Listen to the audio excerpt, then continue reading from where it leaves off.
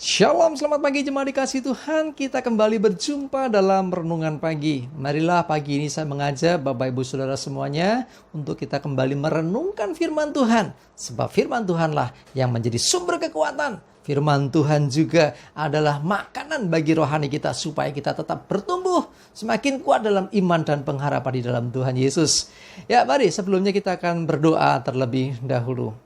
Bapa di surga, terima kasih kembali pagi ini kami datang ke hadirat-Mu. Kami menaikkan segala puji syukur atas rahmat dan anugerah, berkat kemurahan, bahkan perlindungan dan penyertaan Tuhan dalam hidup kami. Terima kasih ya Tuhan. Dan pagi ini juga Tuhan kami membutuhkan tuntunan firman-Mu.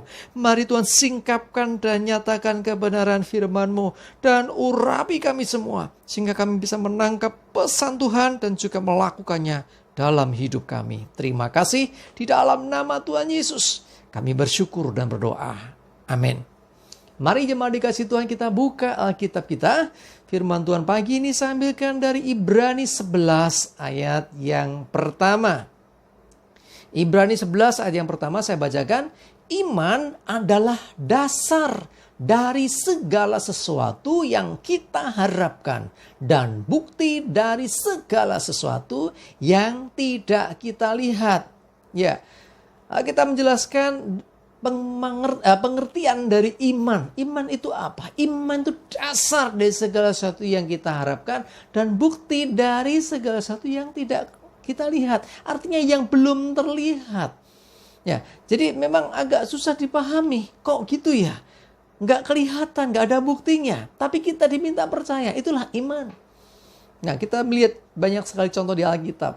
Ya, hamba-hamba Tuhan yang luar biasa di Alkitab. Salah satunya kita lihat adalah Abraham. Bagaimana ketika dia dipanggil Tuhan dan menerima janji Tuhan bahwa keturunannya akan seperti bintang di langit dan seperti pasir di pantai. Tetapi pada waktu terima janji Tuhan itu, saat itu Abraham belum punya anak.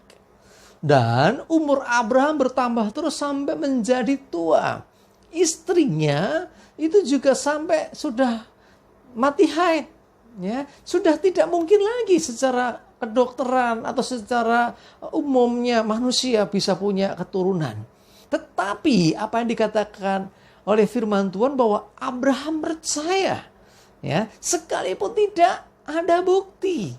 Tetapi percayanya itu akhirnya membuahkan hasil. Firman Tuhan juga berkata berbahagialah orang yang tidak melihat tetapi percaya. Abraham belum melihat, percaya. Karena percaya maka Abraham akhirnya melihat kuasa Tuhan itu. Melihat mujizat Tuhan. Ya, di mana akhirnya Abraham punya anak.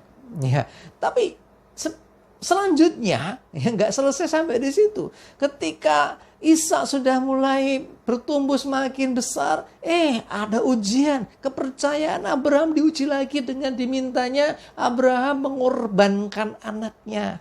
Loh, ini kan semakin nggak masuk akal. Ya, tetapi sekali lagi Abraham membuktikan bahwa dia sungguh-sungguh beriman kepada Tuhan, percaya kepada Tuhan. Ya, apa yang dikatakan Tuhan, dia imani dan dia kerjakan. Dan luar biasa sekali.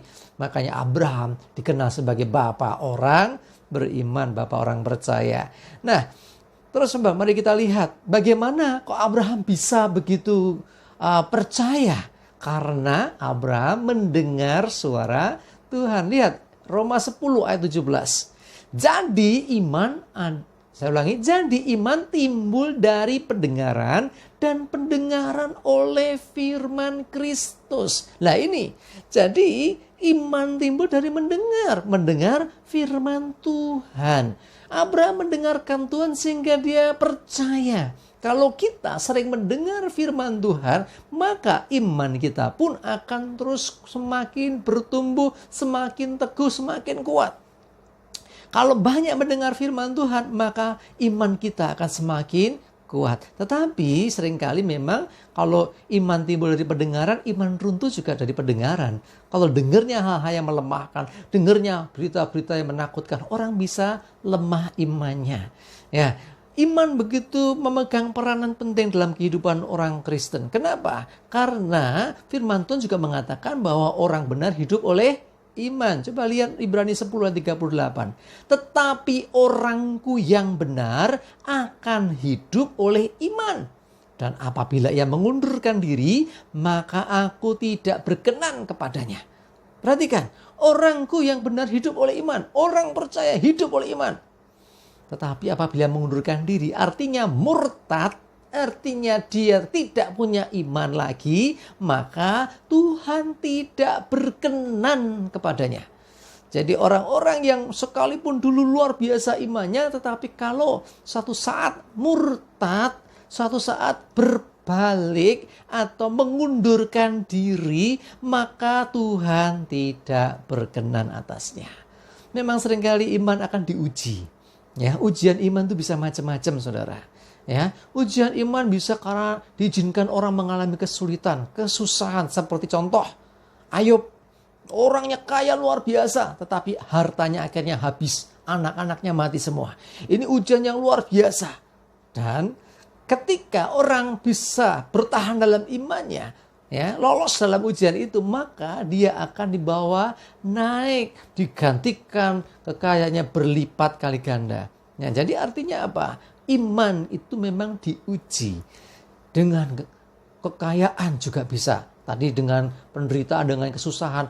Bisa orang jangan berpikir kalau ujian itu mesti masalah-masalah yang berat, sakit, penyakit, kekurangan. Enggak, kadang-kadang diizinkan orang punya harta banyak. Itu juga imannya akan diuji. Contoh, pemuda kaya ketika datang kepada Yesus. Disuruh apa? Jual segala harta milikmu, bagikan orang miskin dan ikutlah aku. Ini ujian iman yang luar biasa. Dan pemuda itu gagal.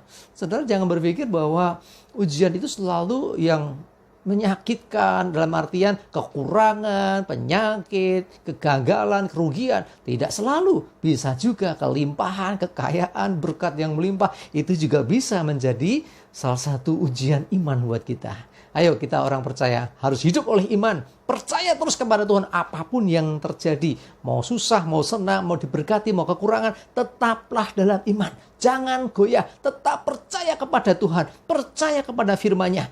Maka Tuhan berkenan atas orang-orang yang demikian. Amin. Kita berdoa.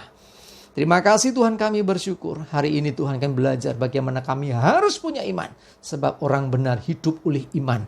Bukan karena pengertian kami sendiri. Bukan karena apa yang kami miliki. Tetapi kami percayai apa yang Tuhan janjikan. Mempercayai firman Tuhan. Mempercayai Tuhan dengan segenap hati kami. Kami percayakan hidup kami Tuhan. Karena kami percaya di dalam Engkau. Ada perlindungan, ada penyertaan, dan ada berkat Tuhan. Kami percaya di dalam Engkau Tuhan. Iman kami akan terus bertumbuh di dalam Engkau Tuhan. Kami percaya kami terlindungi. Kami aman dan selamat. Kami serahkan hidup kami juga hari ini dalam pimpinan Tuhan. Aman selamat jauh dari celaka mara bahaya. Dan berkat Tuhan dan penyertaan Tuhan nyata atas hidup kami. Dalam nama Yesus, kami bersyukur dan berdoa. Amin. Mari jemaat dikasih Tuhan, maju terus dalam iman dan pengharapan. Tuhan Yesus memberkati kita semua. Amin.